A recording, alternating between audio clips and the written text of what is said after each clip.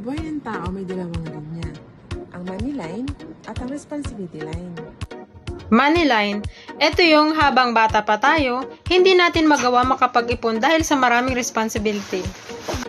Kasama dyan ang shelter, food, education, health, and debt, at loan.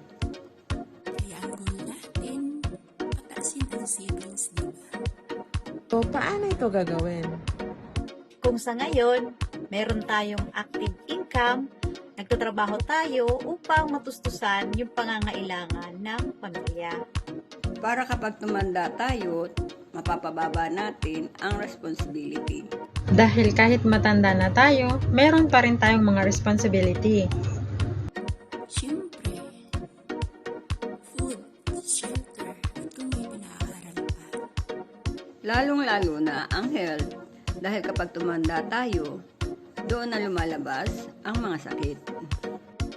Kaya dapat magkaroon tayo ng passive income para matugunan yung pangangailangan ng pamilya.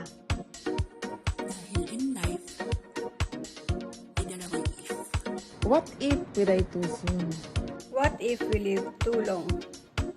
If we die too soon, dapat meron tayong life protection na maiiwan sa ating pamilya na tutugon sa pangangailangan nila kung sakaling tayo ay kukunin na.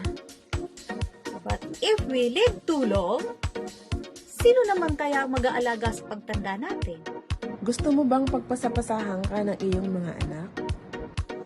Dapat meron tayong healthcare para may magamit sa pagpapagamot at sa oras magkasakit ay may sapat na ipon para sa retirement. Kaya mag-Kaiser ka na dahil dito sa Kaiser, nasa iyo na ang lahat. Ang lahat.